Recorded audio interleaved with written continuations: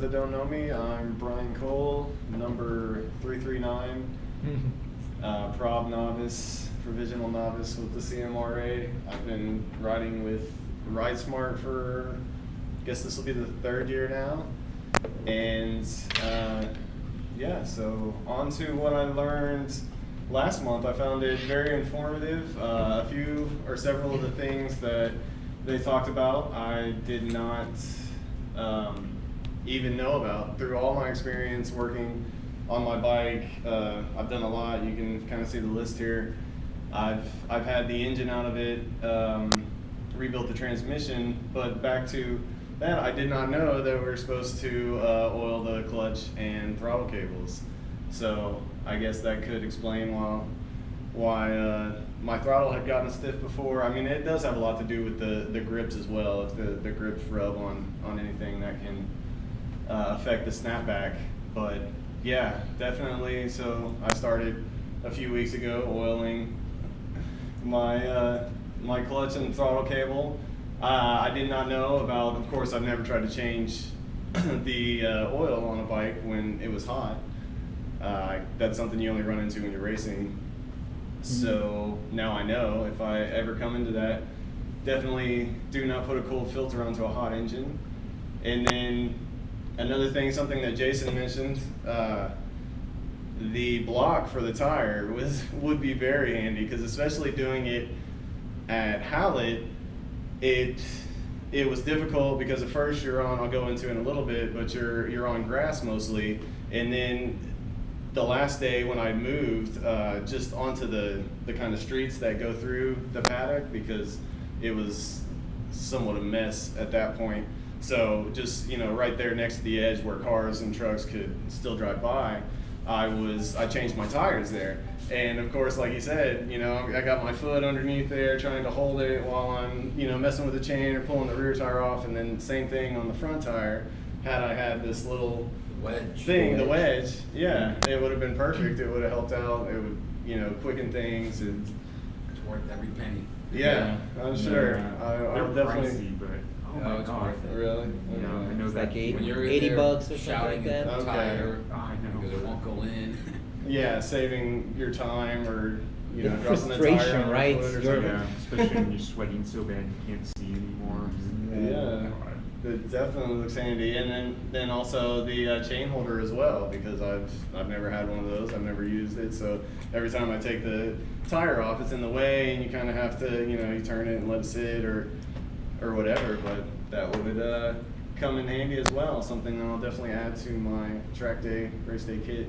Nice.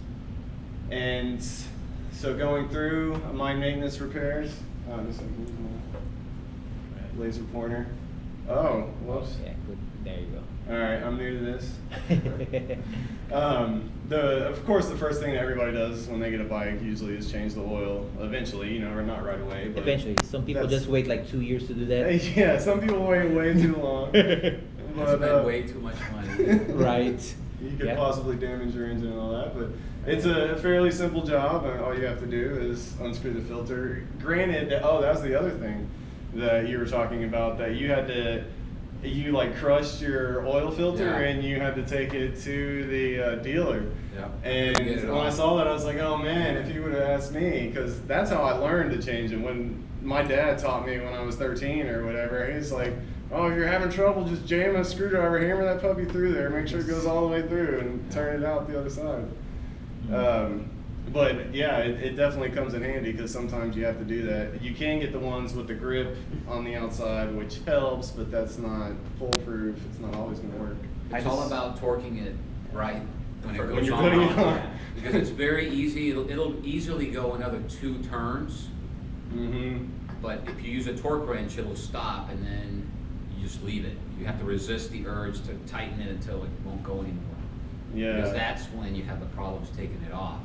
Because I've seen people where they try the screwdriver trick as well, and it's just so tight on there that it just shred it. Oh, really? And then after that, what do you grab onto, you know? Yeah, you almost have to get a chisel at that point and kind of hammer Chip it, it turn off. the ring. Yeah. I wonder if doing it too while it's a little bit warmer like since it expands, it might be easier Yeah. to take off? Or do you take or? Yeah, that's true. If you were having issues getting it off, turn it on, let it heat up to temp, and then take it off, because that would definitely. Close. Yeah. Yeah, of course. Or You can't put a hole close. in it. Yeah. But that's one thing that I've learned with mechanicking over my whole life, and definitely I've over torqued many things and broken bolts, had to drill stuff. So I've learned to be gentle. I mean, something like that, you know, you tighten it down good, but you go until it's good and snug, and then a little bit more, and that's it. You know, just till it's nice and tight in there. It doesn't need to be deathly tight. As you know, it makes it really hard to get out. And yeah, don't do it while it's hot, because that'll change. And that's the other thing. When you put it on too tight and it gets really hot, then that's gonna help like set it in there, because it's gonna get super hot, then it's gonna cool down, and that's really gonna help lock it in there. So yeah, don't over tighten for sure. Second thing, of course, most people do, I guess, well, one of the bigger jobs, replace the chain. That's pretty common. They go out if you ride a lot. So that's a fairly easy job. I'm sure you've done that one before, right, Jason? Yep. I remember I brought the chain breaker. Oh yeah. Yeah, and I had never done that before, but I figured, you know, I'll try it. Worst case, you know, just take it to the dealer. I've done it before. So I bought a new set of sprockets, because I took the gearing a little bit on the R3. Mm-hmm. And I had everything laying there, the new chain, the sprockets, was all in my garage. I had it all neatly laid out. And then it occurred to me, as I started to take stuff off the bike, you know, how the heck am I gonna get the chain off of the bike? Once it's on there on that front sprocket, you have to break it. It doesn't just loop off. Right. It's Yeah. not like the rear sprocket that you remove the rear wheel and the chain just comes off. But the front one, it's too tight. There's no way for you Or to even if take you it take the off. sprocket on it, it doesn't come out because it goes around the Right, frame. because you've got the whole, yeah, for some motorcycles, you have the swing arm, and Yeah. others, there's other parts, but, so I had to stop everything and say, okay, I need to rethink this. That's where I learned about the chain breaker. Also, I mean, if you guys Yeah. ever try one that's a little too tight, I mean, if you have like a cheaper chain breaker, you could break it. Oh, So yeah. what I've done, just to not risk it, I'll use a hand grinder and grind out like the Yeah. wheel or something, or on one of the links, and then use the chain breaker and then. Yeah, just in case. that's exactly what I was gonna say, and that's only something you need to do on the stock chains, because the stock chains are put on to where they're fully sealed, and you have to either use a chain breaker. I got a cheap one myself and ended up breaking the breaker before the chain, so I did what he did and just got a little hand grinder, ground off two of the heads on one of the links, and then, you know, just took it out. And then of course when you put the new chain on, you can feed it. You put the link from one of the new chains on one of the links from the old chain, and you can just feed it around, go all the way around the front sprocket, back through, pull it off, and you put your master link on. And Have you ever tried having it a little like as short as possible or longer for bike performance? Like, yeah, that depending on the track, I'll set the looseness, I guess, tightness, depending on where I'm at. So if it's a track that has a lot of up and downs, I think I'm going to need more travel, then I'll go closer to, you know, 1.5, 2 inches of slack on the chain. If it's not somewhere smooth, you know, that the bike's going to ride very, very, very well, like Coda, you know, almost a perfect surface, especially for us that, you know, haven't ridden all over the world. But yeah, so I'll go a little bit tighter there, but it depends on the track. So I usually adjust it, but about 1.5 inches of slack is a good, because I've also tightened chains way too much, and you end up overheating the chain, you burn it up, and then it doesn't last as long as it should. Your suspension's affected. yeah. Yeah, it can damage your suspension as well. I'm glad I learned that on my first bike. So it was a cheaper Yamaha 600, like a half, had the half fairing, air cooled, all that. That was what I did. The exhaust kit, when I first got it, a few months after, I got the full exhaust kit and the jet kit. So the exhaust was actually really simple. You just have the 8 bolts on the block, and then I think you might have one underneath and then one on the side, or it was double. So I think that one actually went on both sides. So you had to unbolt it from both sides, but then put a Yoshimura exhaust, full exhaust on it. So that added a little bit of horsepower, made it sound better, more racy. And then also the jet kit, I had a friend of mine's dad, because I was 19 at that time. So I took it over to his house. We popped the carburetors off, took them apart. You take off both sides, and then I've also done it on this bike as well. But you'll unscrew the old jet, put the new one in, and then you gotta reset the needles. You can, a lot of times it'll give you spacers or whatever, and then just make sure you follow the instructions, maybe look at a YouTube video or two before you do anything like that. And then when you put it back together, obviously make sure it's right. It's easier to check it in extra time while it's all there still out in front of you than to put it together and not have, double checked everything. I have to go in and take it back apart. It's a huge pain. Thermo, fan switch, fan, that's all basic stuff. The radiator, they're screwed into the radiator, so it's just a bolt, 1 or 2 bolts. The fan was a couple bolts and an electric Is that the one where you had the leak, when you were at the track and it was leaking from your radiator? That was, well, I did replace that radiator, but this was all before. So this was back when I got the bike, maybe 8 years ago when I was still riding it on the street. I did those things, and then I just replaced the radiator this time a couple months ago. I guess that was in March, because it was right after we did the February Yep. Houston races. And then, of course, handle grips, bar ends, those are fairly self-explanatory, 1 bolt. The grips sometimes are hard to get off. You'll have to heat it up, maybe with a heat gun, a hairdryer, something like So that. I saw Chris taking off using air pressure. Oh, compressed air? Compressed air, just put it. Yeah. The thing just.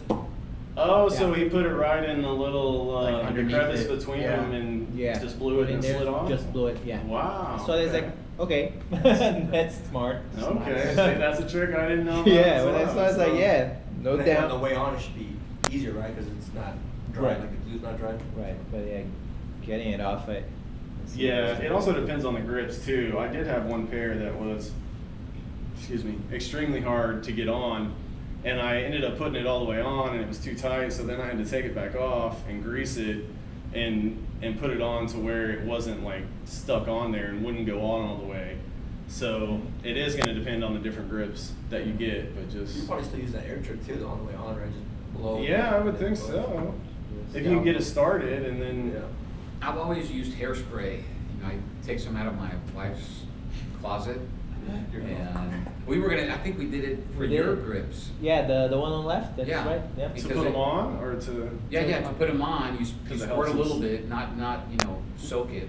Mhm. And, the bar's clean, you squirt a little bit of hairspray, and then you kind of roll it on as you're twisting, and then it acts as a lubricant, but then when it dries, it's sticky. It's adhesive almost, yeah. Yeah, Okay. and then you just, Okay. you put some safety wire on both ends of it. You should always safety wire, because Yeah. on a hot day, they can slip right off. That would be scary as hell. Oh, wow, so you That always have- happened to me at TWS. I was halfway through the track, and then I felt my hand was getting further and further Oh. out. And then when I came back into the pits, Like the half- grip was halfway halfway off. off. Wow. It slid off almost. But your bar end didn't keep that from happening? I didn't have a bar in, and I didn't have the brake levers or the clutch levers. Oh, yeah, the guards, the lever Yeah. guards, yeah, that would definitely inhibit that from happening, but Right. But yeah, Those- hairspray works great. yeah, Nice. that's a good little trick. Cool. I had to use, because mine was so tight, I ended up using like axle grease, and then it was like too loose, so I had to take it back off, wipe some off. But play with it, figure it out, and make sure whenever you're done, it's safe and it's working properly before you test it at high speeds. The clutch pressure plate and cover, that was actually necessary on mine, because by the time I had 30,000+ miles on it, the original pressure plate was just kind of a weak design, so they were noted to fail. It was just like a plate, but it was convexed a little bit. So the spring was in the action of the metal, you know, the pressure that would take to flatten it out, instead of actually having 6 individual springs on it like the new one does now. It's a semi-racing clutch, and it's actually very tight. It's tighter than most. I have it set to the full spring weight, so you can adjust it when you put it on. There's different springs, so you could do all weak springs, you could do all strong spring, not weak, but the lighter springs, all of the stronger ones, or you can do half and half. So I started mine with half and half to give it, you know, around 250 foot-pounds. But then I was like, oh, that's still easy enough. So I put all of them on there, and now it's like close to 400 foot-pounds, and it's a monster. It's pretty hard to pull on it. Some people are like, wow, that's insane, but I got used to it, so it's not too bad. And that affects your engine braking, right? The springs that you put on the clutch. Yeah, I guess it would when you downshift. It would a little bit. I read that somewhere. I haven't actually played with it, but I heard that if you mess around with the spring rates and those plates, it will affect how much engine braking you get. Yeah, it definitely affects you on the takeoff when you're letting it out, so I assume it would when you're downshifting as well, so that makes sense as well. Wouldn't that be more of a tuning thing though, for Yeah. braking? Yeah, you know, you may add, like if there are 6 springs, maybe you put 3 that are mid-weight and 3 that are heavyweight until you get it just right. Yeah, another way to fine tune. This was the big one, the shift shaft, shift forks, and I replaced 2nd and 6th gear. I think I replaced the 6th gear as well. I know I replaced 2nd gear.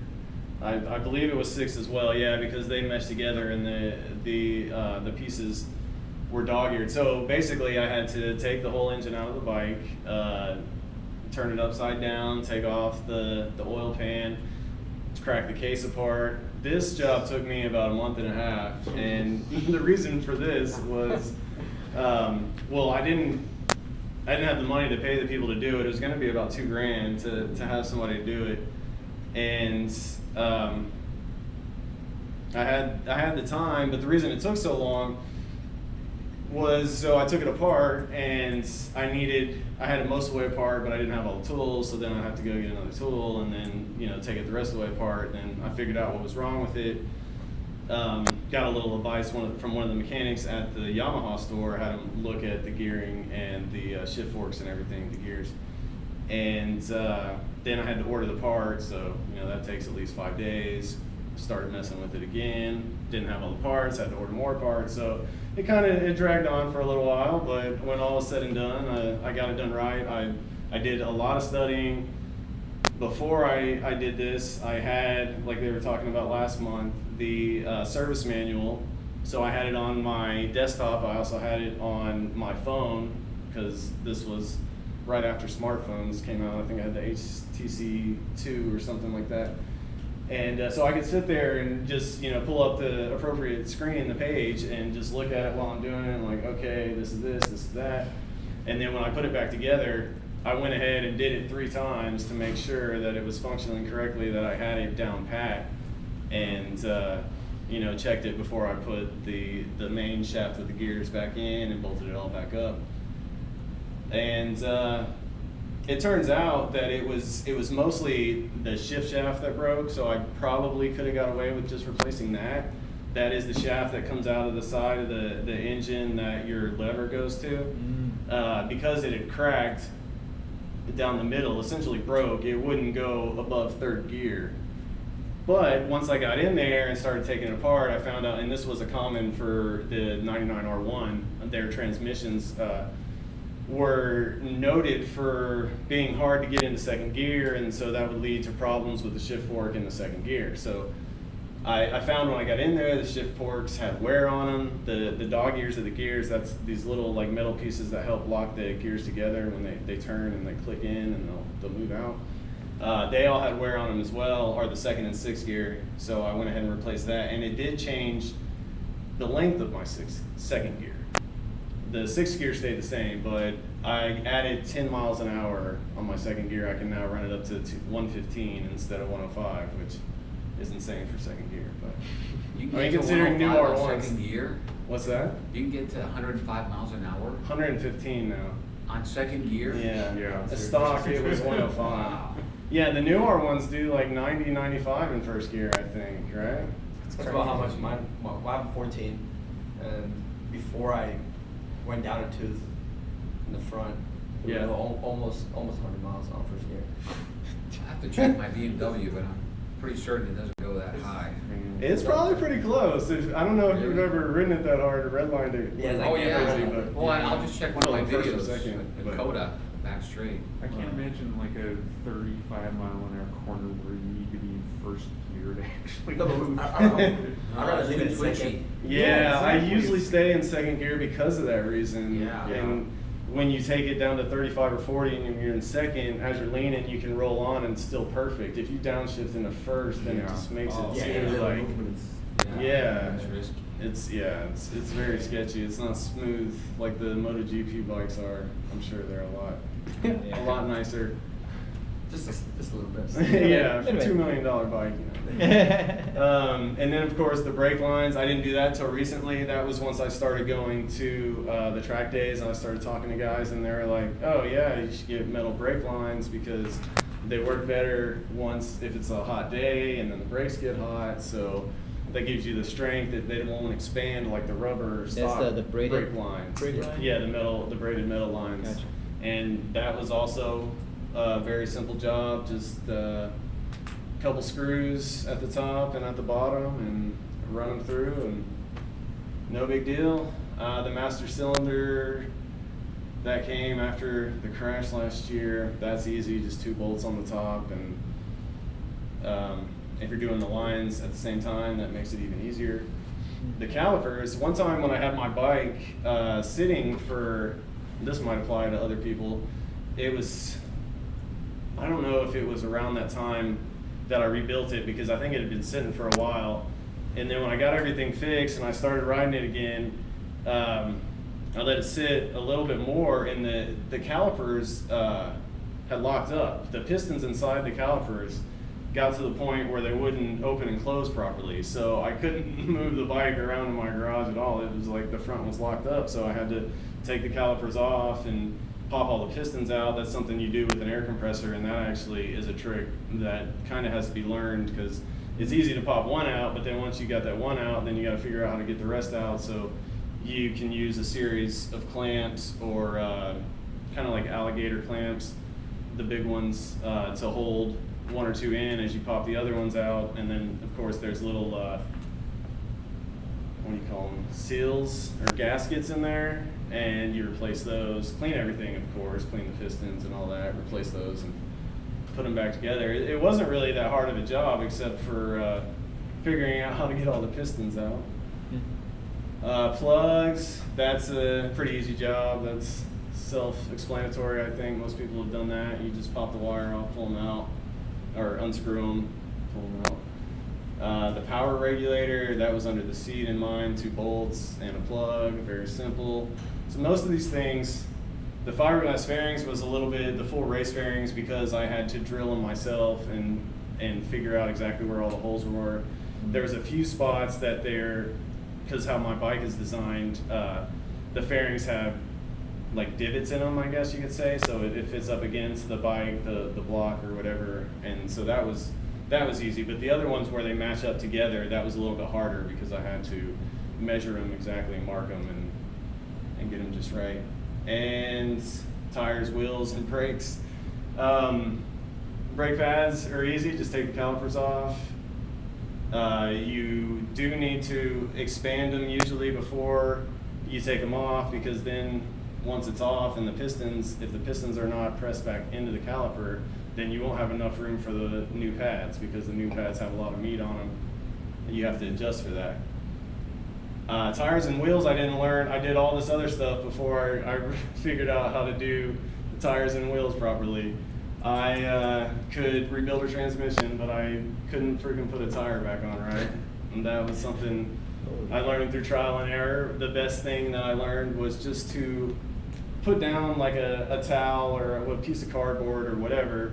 You know, you take the back tire off, you have the covers on either side, you have the spacers, put everything, you know, right there where you need it. Make sure you have everything when you put it back together.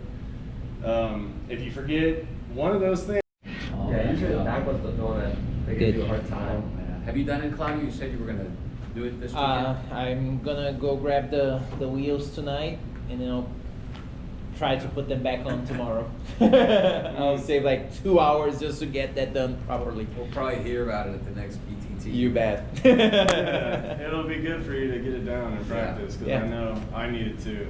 Right. And Jason was just saying he left one of the little spacers out when he put his tire back on, and luckily he realized it before, you know, he went back out on the bike. I left one of the big spacer out because when I took off the old tire, it stuck in because of the axle grease. It had stuck inside there, and this was, you know, the first time that I replaced the back tire by myself. And this was at Crescent last year, I believe. I pulled the tire off, I put the new one on, and then I feel something wrong with the bike, so I bring it back in. It was doing this? It was, yeah, it felt loose or wobbly in some way. It was different than anything I'd ever felt. I come back in and find out I burned up my bearings from running it without the spacer. And yeah, so don't do that. And don't forget the little spacer. Don't forget the caps on either side, because if you don't put those on, then some of the metal from underneath there is going to hit on your swing arm, and that's going to get super hot, and it's going to damage. And the sooner you figure out that you messed, if you ever take your bike back on the track and you feel something doesn't feel right, that lap, pull it, you know, come back off, figure out what it is. Don't stay out there for the whole session. Let the bike get hot, and then figure out you severely damaged something. But now that you're talking about the bearings, another thing that I need to do on my bike, I don't know, some people don't know that there's bearings on your steering stem.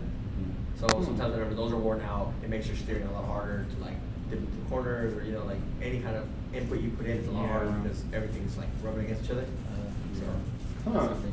Yeah, I didn't know about that either. Are they on the top, They're or on the under the triple tree? Yeah, there's like Yeah. one on top, one on the bottom, right? Yep, between the lower and the upper triple clamps, there are bearings. Basically, that's what. Yeah. So you've got the force, It and helps you've it got twist back and forth.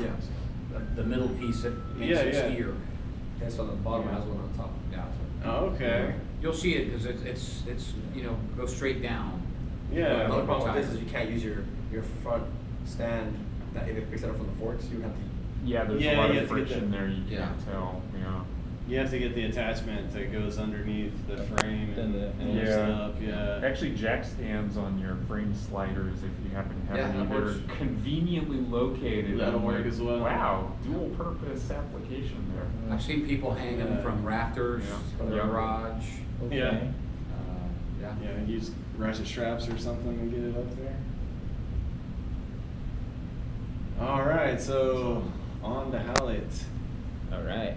I really enjoyed going to Hallett. It was an interesting track. It was kind of difficult. Obviously, never been there before. It's in Oklahoma. I don't go there very much. It's about an 8-hour trip, so that's quite a drive. Probably closer to 7 if you speed, but be careful about that. You don't want to get a ticket on the way up there and make your race weekend a little more expensive. Right. So, the first thing I learned when I got there is that the paddock is mostly grass and clay. And on a hot, dry summer day, this is not really a problem. So when I got there, I'll go into when it did become a problem later. I got there, I set up, you can see my little easy up, and just drove the bike on the, found a relatively flat spot, put it on there, put the lift underneath it, and that was great for Friday. I practiced, learned the track as much as possible, but things changed. Also, don't forget if you, well, had I not got not gone down, I wouldn't have really needed a water hose, but there isn't one there. There's just a spigot sticking out of the bathroom wall, so otherwise you'd have to have a bucket or big water jugs to fill up to use. Luckily I ran into somebody that had one. A lot of people, when I drove up, I saw, and I was like, oh wow, I wish I would have known about that. They brought either like a big piece of plywood or those garage rubber mats that you can stick. They're like 12 by 12s. That's not exactly what I got, but I got something similar to that that'll work. And you know, you can kind of snap them together and just make a nice little flat area for you to park the bike on, and you won't have to worry about it falling over or sinking into the clay if it rains all day on Saturday. Don't ask me how I know that. So this is the only track that I've ever been to, and I'm guessing one of the only tracks in America that the entrance road actually drives over the track. Yeah. Think about that, right? Like, what? And there's a 6-hour endurance on Saturday. So you're either in or you're out for 6 hours. And every race, every practice session, you have to take this into account because they're not going to open it up after every race or every session. They were doing it, you know, every 30 minutes or every hour, something like that. I guess it kind of depended on how many people were waiting in line to get across as well. But that was another surprise for me. I had no idea. If it's possible, the next time I go there, I would like, hopefully a few of us go, or I can link up with some other people through the website. But you can rent a whole covered paddock section. You know, it's got an asphalt area where you could easily fit 8 bikes, maybe even 10. Oh, wow. It's a good size area, and then you could park if you have RVs or trucks. You can park behind them, next to them, wherever. But it's only 190 for the whole weekend, and if you split that between 8 people or whatever, that's nothing. You know, it's so worth it. And then there's other spots. I guess you can kind of see. I think this is Ignacio's trailer right there. He was actually parked on this side of me the first night, but he was having trouble with his generator. He had this AC hooked up there professionally, but it still wasn't working.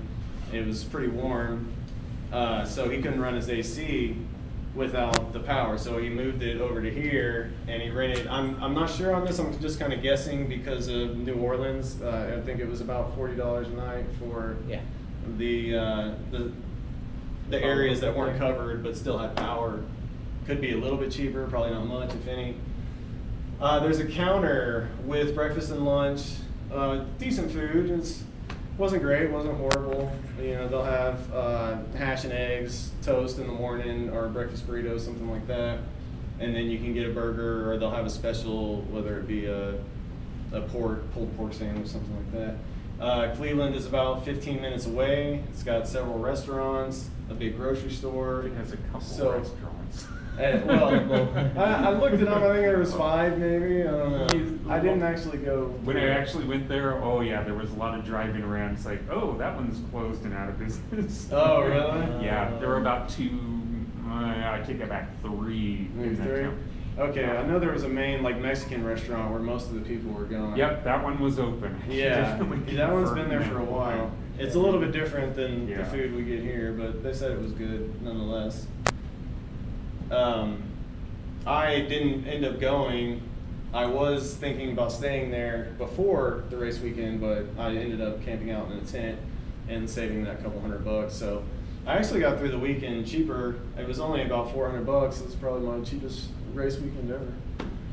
Because I'd already paid for the tires as well. I mean, as long as you don't count that stuff. And bringing TP. This was a problem for me. I meant to bring some, and I left it sitting on the toilet, didn't put it in with all my stuff, and I got there, and they have that horrible, the big industrial rolls. It's like sandpaper. Yeah. It was awful. So, don't like talking about this, but it was You more wanna know uncomfortable before you go. using You wanna sandpaper. know, Yes. yeah. Yep. Oh, okay. And then, yeah, this is up close. You can see the track right there. This row right here, that's where a lot of people were staying. And then, of course, there was another row and another row. But yeah, that's the front straight leading up to turn 1 right there.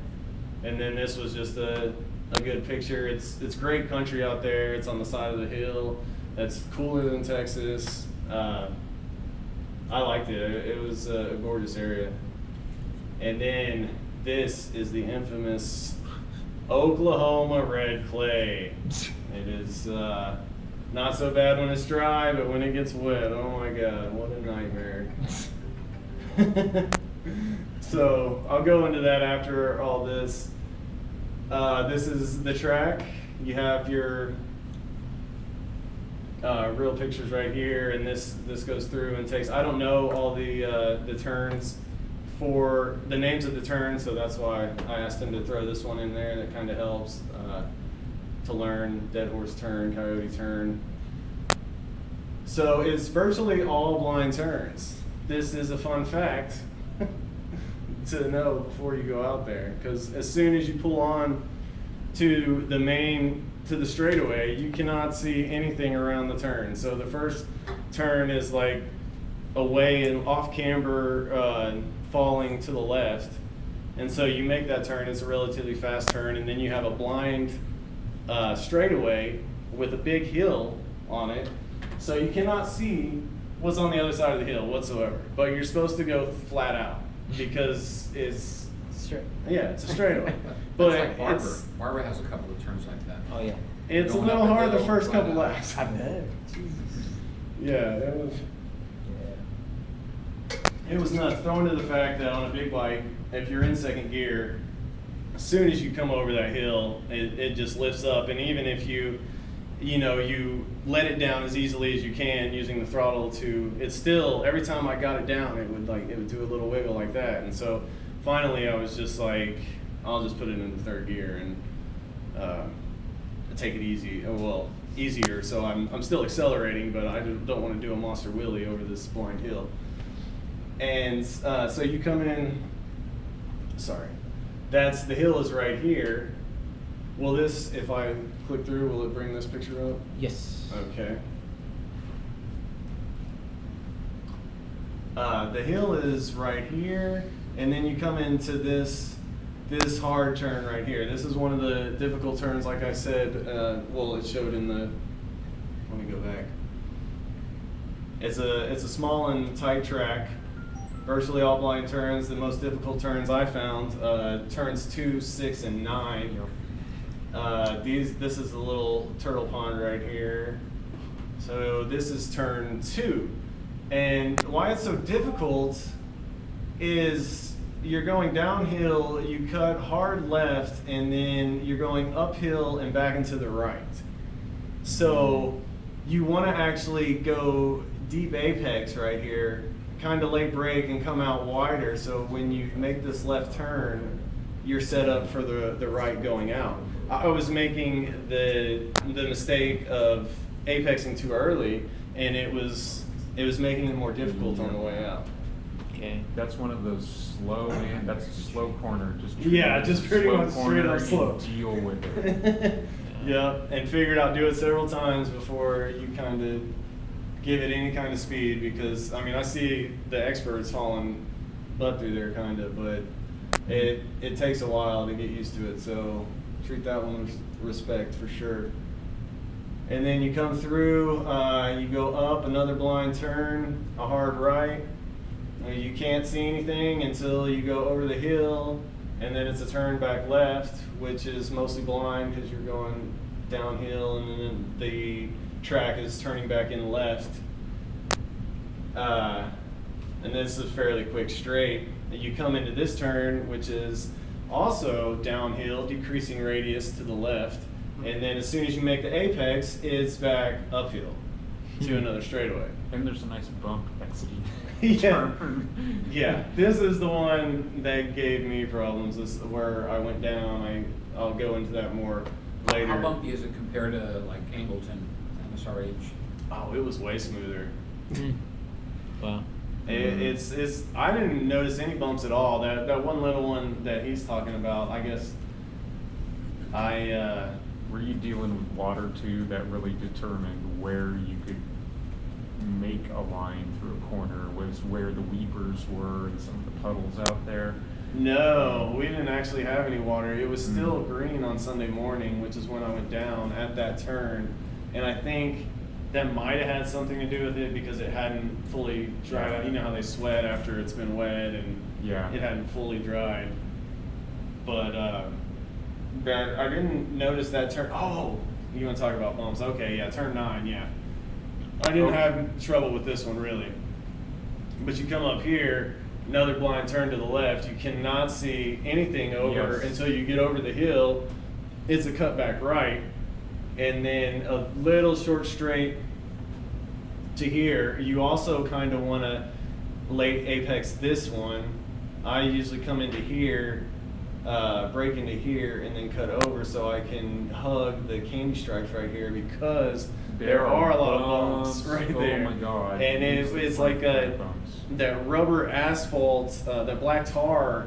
So if you hit it wrong, I mean, you're already leaning and you're giving it gas. You're trying to accelerate out of there. So if you hit it wrong, it's gonna try to step out on you a little bit. I had it Yeah. a couple times, just a little movement. I was like, okay, I'm taking it very Yeah. ginger. through I there. had problems with the front more than the back coming out of those because those Yeah, tar small. snakes, literally, it's like a little jump for your front tire, and you're leaned over, and the front tire jumps. Oh. Yeah, they were definitely noticeable when you ran over them. You know, Yeah. even if it was only a 1/4 inch up or an 1/8 of an inch, it was too much to where it would unsettle the bike. Yeah. When you're trying to get on the gas. It's Yeah, unsettling. yeah, you're trying to accelerate uphill as you're making a hard right. So that was interesting as well. But that's pretty much it. You have the long straight, and then this carousel, I guess. That was my crash, was that corner. Oh, really? You were down right there? Yeah. I actually had fun with this turn. It kind of reminded me of the one at MSRH. So it's a little bit different. It's not as like wide and loopy, I guess you could say. It's a little bit sharper, and when you come out, you still have to be hard over as you're accelerating. I was way off the bike, leaning. And then the long straightaway in turn 1. So did I cover? Oh, okay, yeah. If it rains, the off track is very slippery. That's where I came into because that clay is mostly around the entire track. When it gets wet, you hit it with a slick tire and you got no traction. You're just along for the ride.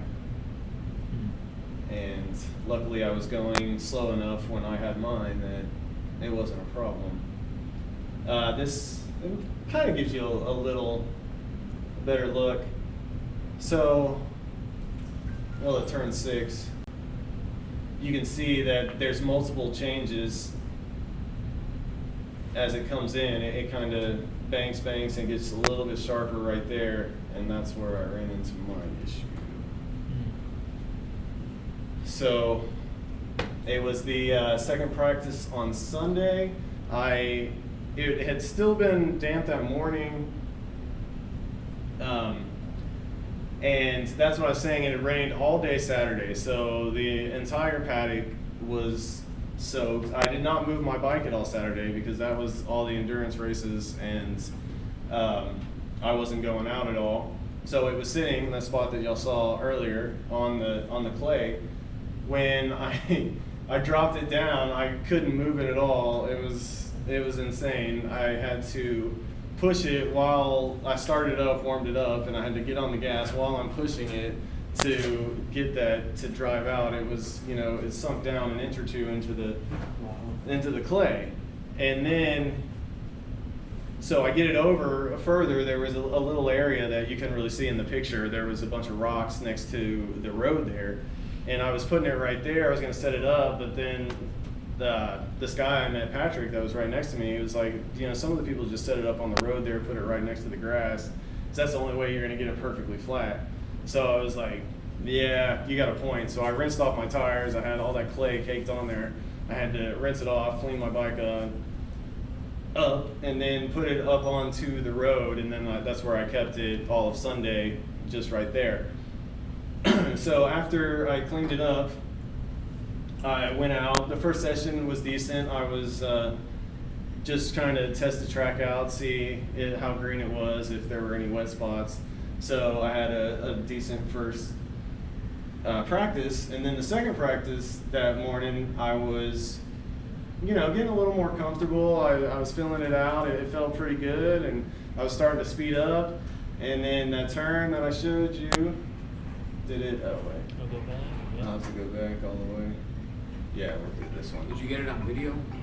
No, I did not. I don't have any cameras on my bike, so. It was actually very gentle though. It was the most gentle crash. It was more just like an easy slide down. I came in here, overcooked it, gave it too much throttle, and then I let off. I gave it a nice good lean, and through this part, you can come at a pretty good clip and hold it. If you get off the bike and hang it out. But then once you get to right here, I was like, oh shoot, I'm coming in too hot. I'm not gonna make it.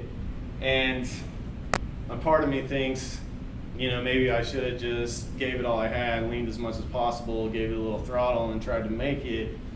But I only had about 0.3 to make a decision right there of a second. So I stood it up, I got on the brakes as hard as I could, right about here, and then just went off, and there's a little wet spot right there. As soon as my rear tire hit the grass, it just slipped out, and I fell over, and it was very gentle. It didn't hurt at all. I hopped back up. It was a bit slippery, so it was a little hard to lift up. Once I finally got my footing, picked it up, pulled off the major chunks of clay, and started it up, but then I couldn't drive it out because it was too wet. So I looked across to the corner worker. He was on the other side and inside the track, and he's waving at me. He's like doing this, and I'd seen him doing it before I had tried starting it, and that's obviously what he was doing. It's telling me that it's too wet right there, that you're probably not going to be able to drive out. So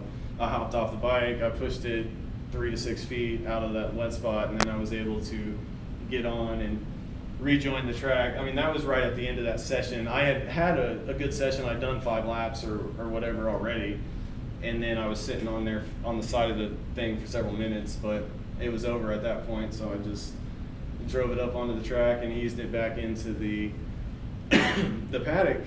And then when I pulled up, a couple of guys were actually washing off a bike by the bathroom, and they helped me out. Shout out to oh man, I can't remember their names. Alonzo Contreras and Dustin McLeod. They saw me when I pulled up, and you can see all the mud. It was even worse than that when I had just got off, and then of course on the leathers, and there's more on the back. The mud all over me on my bike, and they told me to hop off the bike. They rinsed it off. I held it there while I got myself together. I really appreciated that. That was awesome. So after that, I went back, took the belly pan off, cleaned it the rest of the way out because there was still some clay in there as well. And then of course I took it straight to tech, and then went back, dropped off my belly pan, got my bike, took my bike back over. Of course, after checking everything, making sure all the levers were okay, the brake and the clutch still worked. And it was good. I cracked the fiberglass a little in several spots. That was not good. And then just got ready for my first race. Luckily, I wasn't in until race 7, so I had some time. I went ahead and changed out the front tire because, I mean, there was a little bit of tread left on my old tire. It shouldn't have caused me to go down, but it wasn't really enough tread to race with anyway, so, better safe than sorry, especially after having a drop already. So at that point, excuse me, I'm gonna get another drink.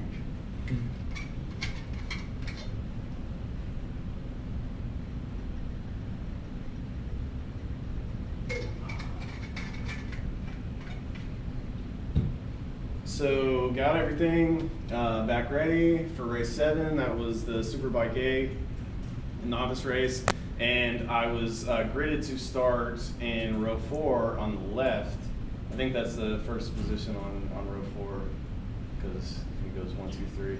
But anyway, I was like, I don't want to start up there because that's kind of the middle of the pack. There was 8 rows full. Well, no, on the 8th row there was only 1 person. That's right. But it was full up to that, and I just pulled up to row 9, right next to, I think it was Ignacio that was on the back of row 8, and got behind him, and the guy that comes up, this was after the warm-up lap, and we gridded, obviously.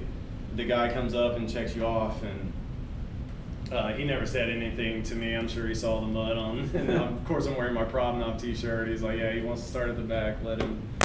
So I just took my time. I did the Claudio launch there. I waited a couple seconds after it went red, because this was my first time back on the track since I went down, and I was just like, all right, let them go. And so when Ignacio took off, I took off and followed him for like half a lap, and he was out of there, or actually probably a turn or 2, and he was gone. So I just putted around the back and got comfortable taking the first 3 or 4 laps, and started picking it up slowly. Towards the end, I did start getting lapped. I finished a lap down. I think I got lapped by 5 people or so, but there was no problems. I was taking it easy. I was following a good line. They got around me real easy and took off. They were out of my life in no time. So I finished 15th. I actually beat one guy, but that's only because his bike on the grid, it wouldn't start. So he's waving his hand. He's like, wait, and then he hops off his bike and he pushes it off to the grass. I guess he got it started after we had done a couple laps, because he had finished 2 laps down, but he was also about 10 seconds a lap faster than me, so he would have definitely beat me. But it was still fun. I got back into the feel of it by the last lap. I was feeling good and confident and enjoying the track. So I had some more time to relax and kind of clean up before my next race. And there was only 4 people gridded on. There were 4 people registered. And on the paper, they were written out on the grid, but only 3 people actually gridded for the Prom Knob race. And so when I pulled up, it was there was one guy next to me, and then I was in the middle, and then one guy behind me. I think the guy that was supposed to be on the left of me decided not to do the race, or something happened. I'm not sure. But we take off, and he gets a better launch than me. I was right on his tail at the first turn. He ducked in, and he actually slowed down a little too much for how fast I was going, so I had to check up and let him go through. And he was pretty quick, though. After that turn, I didn't, I had like 10 bikes or so. He was ahead of me, and I just left that distance there for 3 or 4 laps, kind of felt it out, saw where he was fast, where he was slow, and I picked my spot where it was one of my favorite turns, and I was quick there, so I just, right here, he was early braking.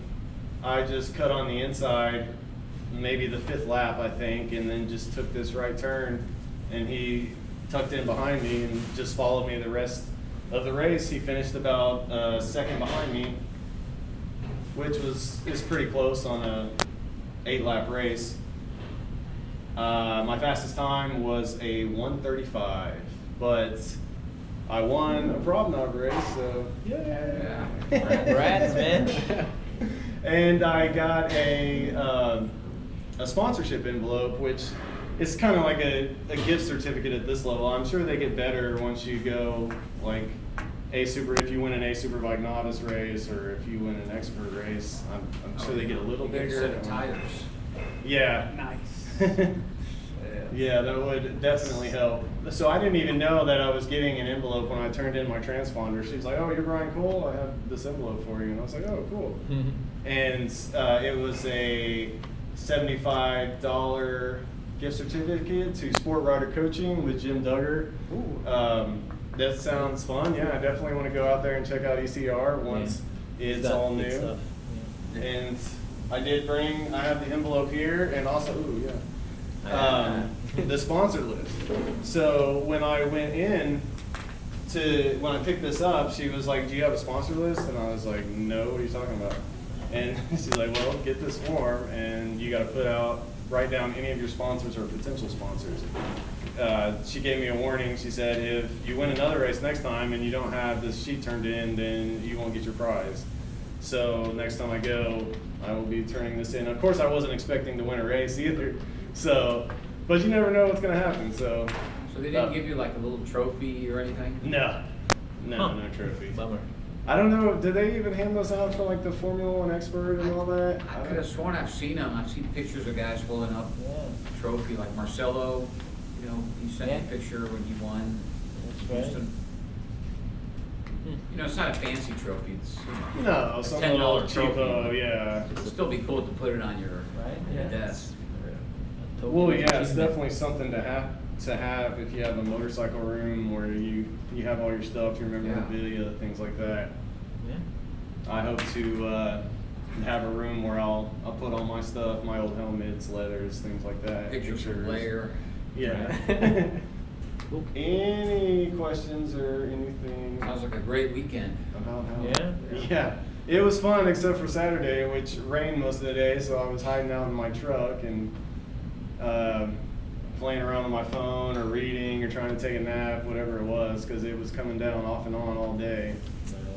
And that made for a difficult Sunday morning. So I did the same thing, but I had a different perspective there because I went there to do track day. This was over Memorial Day while y'all were at COTA doing your thing there. Oh, yeah. I picked this track day because it's a trip to get up there. I mean, it's like driving all day. And one advantage was they were doing 3 days in a row. So I got Saturday, I got Sunday, and Monday at the track. So if you're going that far, you're paying for overnight, everything else, maximizing your dollar. That's why I picked that weekend, because I'm not likely to go back there anytime soon, given the distance in my current budget. So, but I really wanted to ride a track I'd never been to. So the first thing I did was start planning and went to the website, and you can look at the events that are posted, and you go to this link for motorcycle lapping days, and you'll see them. The catch with this one is you can only register 30 days out. So I found this one in December, so I put it on my calendar. BTT, it's on my calendar. It had to remind me, tentative. I haven't signed up yet. I had to go back, so that was very cool because I had to remember to do that. Just showing up at the gate, they probably would let you ride no problem. Because with these track days, attendance isn't really high. I was really surprised by that. I thought, well, I'm used to doing Ride Smart track days and some other places I've been before where they'll sell out. This definitely was not the case. But I had to go back 30 days later, and then I was able to do my credit card, and then I was able to register and everything else. So, what is the track like? Same thing. You have to drive across the track, and they have to stop the sessions to let you go across. So that was the first thing. It's like, whoa, what's this? Oh, that's the track I'm driving across right there. And it's I didn't closed. even realize it going in. Yeah, while they're lapping on the track, if you want to leave, you gotta wait.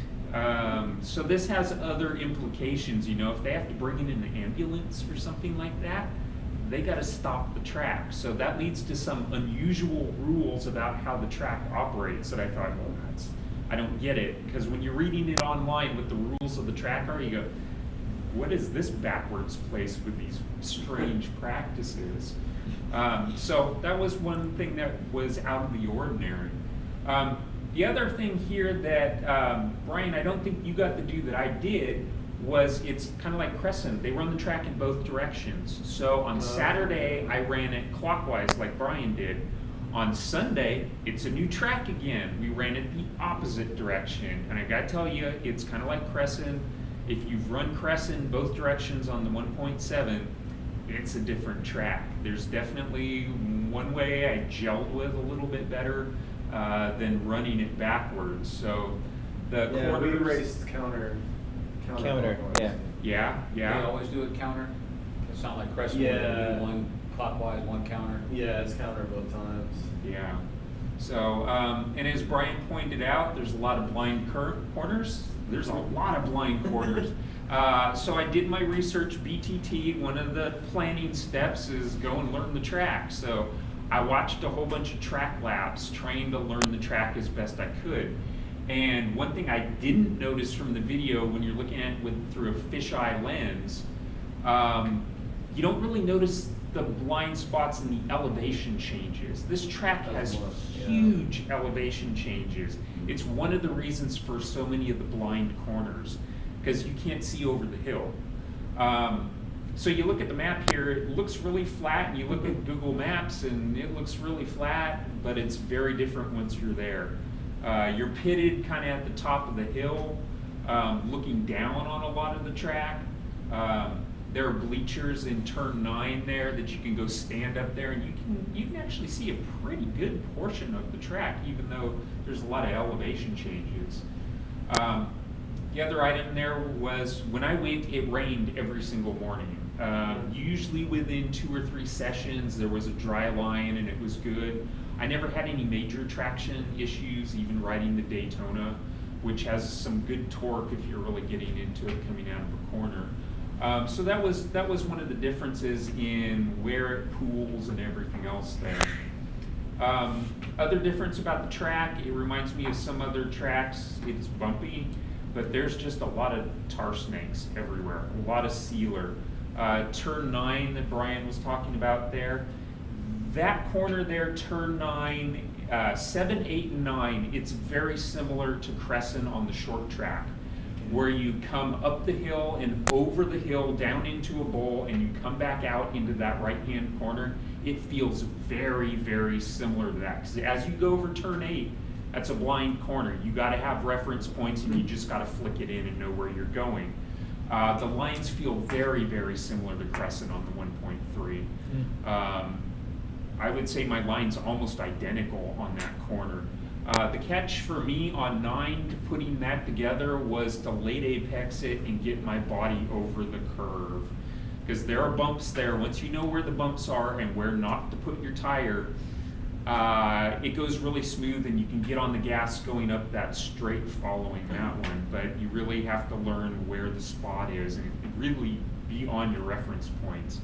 If you're outside the corner, the candy stripe in 9, you're going to be on the bumps and you're not going to get a good drive coming out of there and the bike's going to feel unstable. But man, every time I had my knee well over the candy stripe, I was inside and on that smooth part and it was a smooth shot. But man, anytime I got into that corner and I'm like, oh crap, I apexed too soon, I knew what was coming after that. It's just be mellow, let the bike do what it does, and your drive's delayed and your lap time's going to be slower, but let it do what it's going to do. So tar snakes and rough pavement, you have the combo in that one corner. Turn 10 after the straight was the one I had the most difficulty with in both directions on the track. There's a lot of tar snakes out there and the bike just wants to move all over the place when I'm running over the bumps. By the 3rd day, I found my line through that corner. I had a great day until I crashed at the very end of the day because I was going slow. That's why I was going slow. But very, very rough in trying to find your line through that around those patches. And there is a good line, you just have to find it. And once you have it, you get in a pattern and you can rail through it, but you got to find that line first. So track regulars are good. As we mentioned, paddock access, yeah, you got to cross the track. And you can only enter between sessions. So one of the implications of having to cross the track, maybe it was different on the race weekend, was they say if there's a red flag, slow to a walking pace. I'm like, red flag usually means quickly get off the track so they can roll the ambulance. They want you to stop because, at least on the track day, they may just stop you on the track so they can bring the ambulance across the track. Now, for a race, maybe they already had the ambulance there. Track day, we didn't have an on-site ambulance. So that may be part of the reason for that. But it was one of those really, red flag was slow to a walking pace? That just feels counterintuitive until you understand why they're doing that. The other difference on this track day was on your last lap, you're used to getting white flag, right? This is your last lap. On the last lap here, they throw the red flag. What? Slow? So this is a case where you don't slow to a walking pace. They throw the red flag to really reinforce, get the hell off the track. Well, how do you know if it's an accident or if it's the end of a session? Well, I know, that's the conundrum there. What if there is a red flag on the last lap, right? Yeah. So there's some things about the track day that like, okay, I'm in another state here and they do things differently, but so they don't want you blowing that exit in case someone forgets and opens the track and there's a pickup truck going across, you know, turn 10, and you're still out there on your final lap, you can T-bone a pickup truck. So never had such problems, but some of the operational things are just different from any other track I've ever been to. So that was another difference on a track day. The other thing about the track day, there I am, yellow on the front of my bike there. First time to Hallett for an open track day, you have to join the Hart School. This is a level 1 school. It's almost like going to a gun range for the first day. They want to make sure you're not a complete idiot out on the track and going to hurt somebody. So they make everybody do the school. On the first day, unless you can show them your racing license, you're in the school. I can't remember the lead instructor for the group. He used to teach with Reg Pridmore at the class school. I'm pointing this out because, okay, he has some credentials and has been an instructor before. I took it with a grain of salt and an open mind to listen how he's teaching. Maybe you're of this school, but he talked a lot about controlling the bike with your feet, not with counter steering. So his take was you can steer the bike with your feet as well as you can with counter steering. And he said, well, counter steering's just a little bit faster. And so Brian, I know, Jason, you've been to California Superbike School. Did you ride the no BS bike with the fixed handlebar? How well can you counter steer with just your feet? You can. So, yeah, I've ridden the same bike, so I know firsthand there's no way I can flick a bike using my lower body with the same speed. So I let him give his spiel and let's share ideas and everything, but this was one I could not get past. Was he like an old school guy? Or? Yeah, he was an older Did he gentleman. ride all crossed up? So the other thing Because he the taught, old racers would be all crossed up. Yeah. I see that watching like AMA videos from the 90s. I mean, like really, that's Colin Edwards out there, because the riding technique has changed radically over the years. I mean, even looking at Scott Russell ride Daytona, they're still crossed up. They're flicking it over like a dirt bike. I mean, it worked in that day. They didn't have electronics, and everyone else was doing the same thing, but it's kind of not the same technique anymore. I have a buddy that grew up watching all those guys, so even now he'll kind of cross up his upper body. Yeah. You know, we're often taught to open your shoulders to the direction of the corner, so your head's not looking over your shoulder through the corner. You're opened up, and in the middle you can look either way, and you know, it relaxes you. The other thing he was teaching that I had a difficult time with is to rotate your body around the tank towards the corner you're going. Of course, if you rotate around the tank and the legs around the tank, you're leading with your shoulder and you're looking through the corner like this. And if you have a really sharp corner where you really need, You're supposed to open your shoulders into the. Yes. So anchor your. Yeah, this guy may be old school, and it may work great for him. Yeah.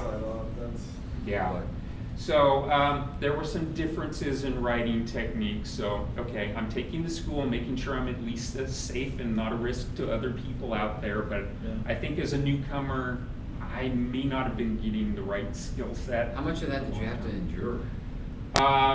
Every session we'd have to come, like at Ride Smart, where you come in after each section for, So the whole day, that was the school? All day, that was the school. So you'd go out for your track session. And the other thing, the nice thing is they have photography, by the way, for free. So you go to the site, you can view all the pictures they took on that day, so I'll share a little bit more about that. But so that was the class I was in. I'm following the instructor in this particular shot. The other thing I'll say about this wide range of riding capabilities in this group. So we go out after the instructors, you know, doing the round robin just like every school does. After doing the round robin, you'd go out and do open lapping. And at that point, it was really obvious who was fast and who was a newcomer, because there were a lot of passing only on the straights, but it was very clear who'd done some track days and who hadn't. So there was probably the widest range of riding capabilities I've ever seen at a track day. There was only one group. Yeah. Only one group. Yeah. Yeah. You're gonna get level 3 guys that don't have a race license. Yeah. Yes. Yes. You put them in level 1. There were people I could not keep up with in this group, and then there were other people literally just creeping around the track behind the first-time instructor. So Makes for an interesting session. yeah, it really was. Especially since we were riding in the wet. The first session was completely wet. Oh, man. So the other thing they teach here that I had some challenge, I understand where it comes from, but they reinforced in every session, enter every corner from mid-track. Don't go any wider than mid-track. This works for newbies that have never been on a racetrack because it leaves you a lot of room to grow. Again, when you're lapping with level 3 riders and complete novices, you can tell because the upper level riders, screw that, I'm not entering at mid-track, I'm using all the track. Yeah. Or I'm using very nearly the whole track. But of course, the newcomers were following instructions and entering corners mid-track. That leaves you a lot of room to get faster, and I could ride mid-track all day long. I'm not gonna set my personal best, but I can learn to cope with that. I just treat it like I'm outbraking someone else for a corner. So it does work, but again, this is the 3rd, 4th, 5th open track experience I've had with different organizations. So there's some variation out there. So anyway. That reminds me of my first track day with Ride Smart, and I remember that they would say, do all of your downshifting and all of your braking before you start to dip in the bike and before you start to turn. Yeah. So I developed a really nasty habit that it took me, probably all of the following year to learn how to trail brake, because I'd been taught brake, brake, brake, downshift, and then coast Yes. all through the turns, and then get back on the gas. Mm-hmm. And that, slowed my growth. Where, Yeah. Yeah. It's like the MSF course crossed the railroad tracks at a 90-degree angle because the tires used to be like 2 inches wide. Okay, I could understand that, but it kind of no longer applies. But same thing with trail braking at MSF. Brake in a straight line. Do not touch the brakes if you're leaning. I mean, really? Yeah. Technology, that's not how it works anymore.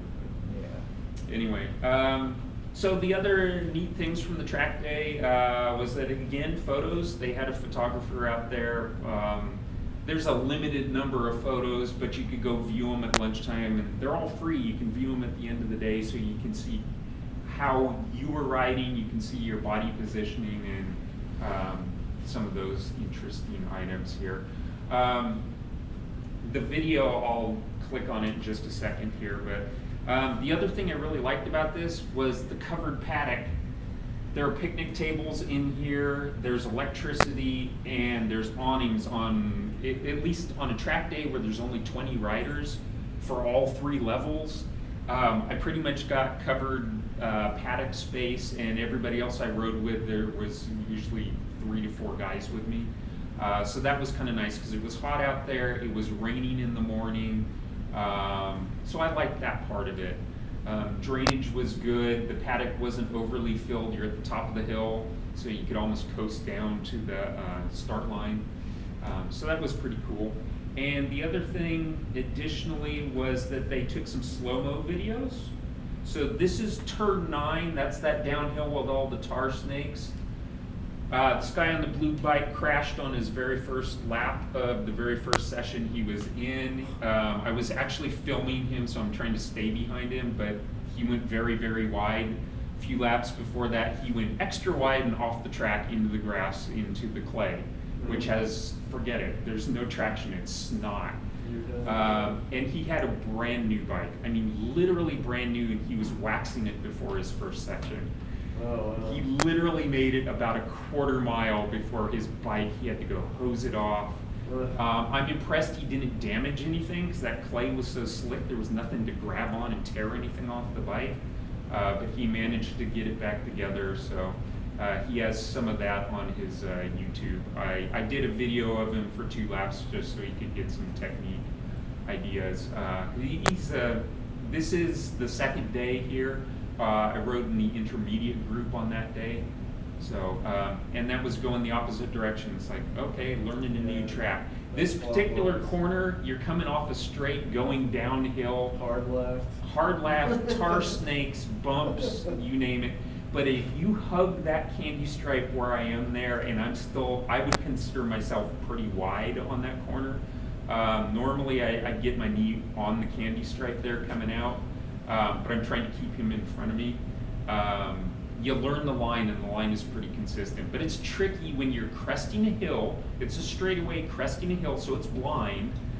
Then once you crest the hill, you got to brake really, really hard because you're coming off a straight, getting ready to flick left, and inevitably, I was still turning in too early. I needed to brake longer and then turn it in. So that's my biggest criticism for my debrief.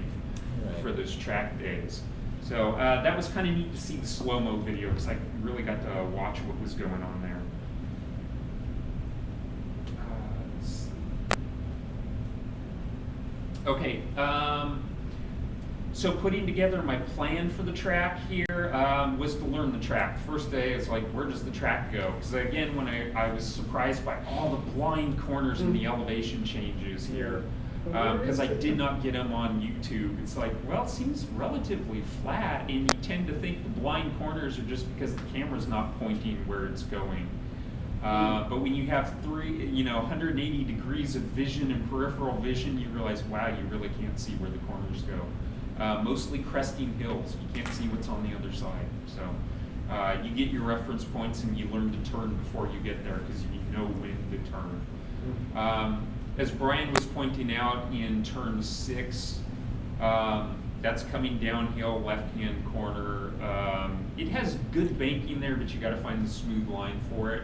I had to learn where the rough spots were and figure out, okay, this is the correct line. So those were my plans on both days. First day was where does the track go, and then figure out what do we need to work on for the next 2 days after that.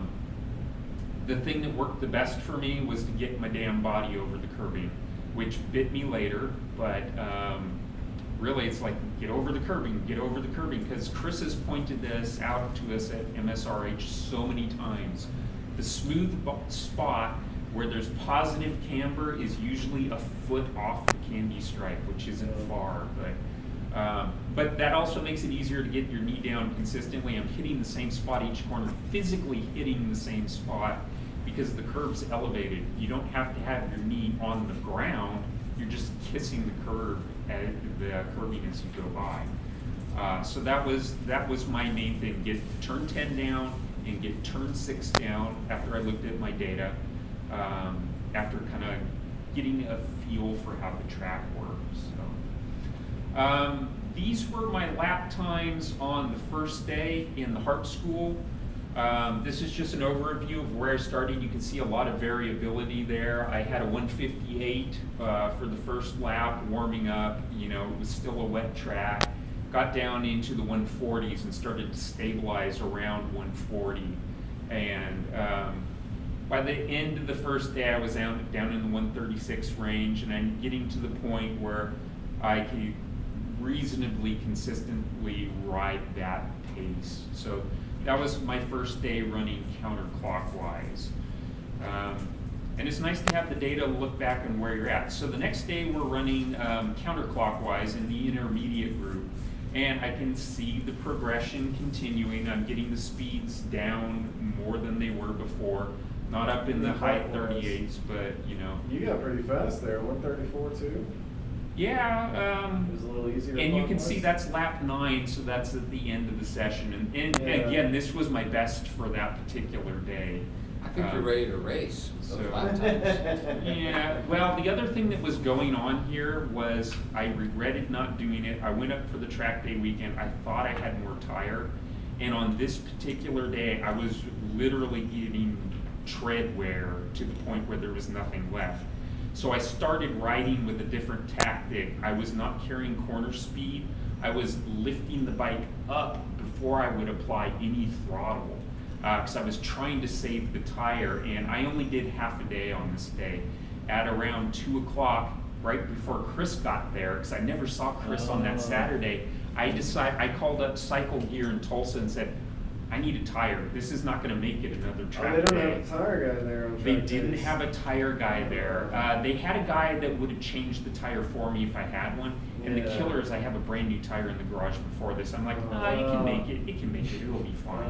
Always take it. Yeah, yeah. Just in case. So, lesson learned. So that was one of my limiting factors for this day, that I was nursing the tire, and then eventually I just said, no, it's not gonna make it. I can't nurse it another day like this. So you drove the 45 minutes to Tulsa. Oh, it was longer longer than than that, because the Arkansas River was flooding at this point. My hotel parking lot was underwater. And there were places where the river had breached in the towns outside of Tulsa. What was it? Sand Point, Sandbar. Literally, I looked over the side of the freeway and this town was underwater. I didn't even know if I could get to Tulsa or not, but they said, no, the highway's open. He said, I pulled the tire for you at Cycle Gear, bring the wheel down. I took the wheel off the bike at the track with help from my track friends. I left it in the trailer at the track and just took the wheel down there in the pickup truck, and it was a good hour drive to get into Tulsa. And, but they managed to get it mounted. Unfortunately, when they were mounting my wheel, the way they mounted it in the machine to remove the tire, they have a metal spacer that they managed to jam into where the wheel spacer would have gone. They took my wheel spacer out and mounted it up, and they physically jammed it into the wheel and couldn't remove it. So now you have an extra spacer in your wheel. He managed to warm it up, heat it up, and got it out of there. And I'm like, oh, great. I have one more track day, and this is what's going to derail me. But anyway, so lesson here is, if you think your tires may need to be, just do it. Or at the very least, just throw it in the trailer and take it with you and find somebody at the track. You got half tread or less. Yeah, don't over economize. It's not worth the ultimate cost. But, so that's what my counterclockwise day looked like, and the track was completely different, going a different direction, different lines and everything else, and second day of learning the track. So it was interesting. The third day I didn't put up there, but on the third day we ran both directions. The track management said, you guys call it, which way do you want to run the track? And it was like 50-50, so let's do both. So in the morning we ran it clockwise, in the afternoon we ran it counterclockwise, or actually the opposite way, not that it makes a difference to you, clockwise, counterclockwise. We ran it both directions, and I picked up right where I left off from the 2 days before, improving my times in each direction. I would say overall I was faster running the race direction, but I'll tell you that turn 2 over the hill and that hard braking, I mean, there were times I was just howling the front brakes going into that corner. And I would just hug that curve. Most people would try to carry corner speed through it but it's such a slow corner, like 35 miles an hour at best versus 38. It just doesn't amount to much when I looked at the lap times on the timer. Because I tried every line I could to get through that corner. It took me 2 days to get satisfactory on it. And you laid apex on that one as well? You turned 2? Really late. That was one where the guy's saying rotate around the tank. I'm like, hell no. That corner is so sharp. You got to Yeah. be looking up the hill, around the corner, turning your head, and doing this with your body does not help you do that. It's like open your body, light touch on the corner, and just lay your body over the paint, hug the corner, and then fire it out that straight up the hill. It's a flick back It's right, slow. Yeah, because you have that right hand over that, Yeah. and that one you just apex, and it's almost a straight line through the corner after that up the hill. I had a harder time doing it the opposite direction, because now you have that Right left, before right, your hard when right, you yeah. need to be braking at the same Yeah. time. It was tough. So I like the clockwise in both directions. But so this was my very last session of the last day. I'll talk you through the lap. And again, this You want is, it, or you want me to lead? So this Okay. is the out lap.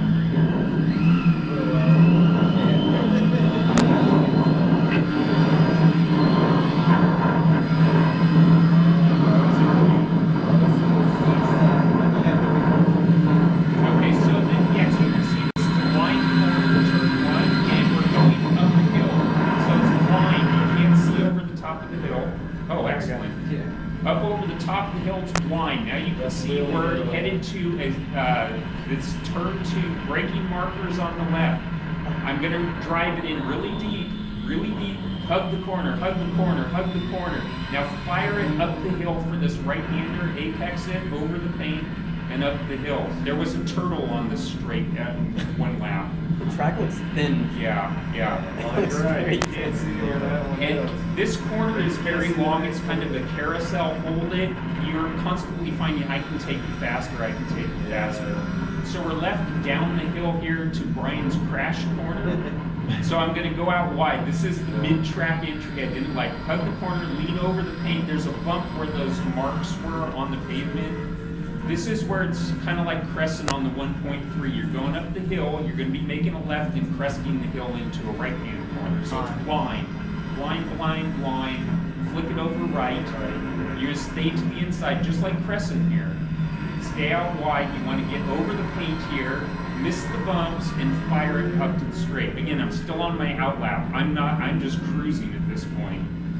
So I'm coming down straight here, getting ready to brake, and I'm going to flick it left. And there's the curb. I'm trying to get my body over the paint. And I ran my front wheel onto the paint. That was right there. Yeah. So that's my buddy behind me that I was pitted with. So thank you for missing me. But yeah, so when your front tire hits that curb, it's really tall. When you're So- lean over all the way. Yeah, and the thing was, this was not my race pace speed. This was probably 15 seconds off of that. So I turned it in because I want to hit my apex at the right point, and I turned it in too much and ran off the inside. hitting Maybe the curb. you turned it in at the place you normally turn it in, but the speed you were Yeah. carrying took you right to it Yeah. instead of right above it. Yeah, if I had been going faster, I probably wouldn't have had that issue. But right where I am right here is where it crosses the track, so I managed to pick my bike up. The other thing about this session was I was riding with the advanced group because they'd all gone home. So we said, can we ride this session and our session after that? I said, sure, there's nobody out there. So this was my advanced group initiation. I haven't completed a lap in the advanced group yet. So Darn it. anyway, so that's where I end my day there. You're like, okay, that's enough. Yeah, at least I didn't do it in the morning, so. Yeah, it is what it is. It's another By the lesson. way, learned. did you notice your data logger came loose, so it's another reason to safety wire it? It was tethered. Oh, it was? Yeah, it was Okay. tethered. Caught it. Yep. So that's a very good point. Yeah. You got to tether that All stuff. that stuff just comes loose on Yep. an impact. Yep. GoPro cameras, anything. Yep. And So, yeah, it was interesting on the data logger that last lap. It's like, oh, well, there's a dip in the data. What did that correspond? Oh, that's what that was. That's it. So- Okay, Brian, so what are the experts doing with Yeah. lap times? Like the formula guys? The guys the running- Superbike A novices, they were running 125s consistently, like the top 5 and better, 123, and then I think Dustin was probably doing like around crescent times, like 115. Yeah. That's impressive. Yeah. Shit. We're even 5 20 seconds. Wow. Yeah, I know.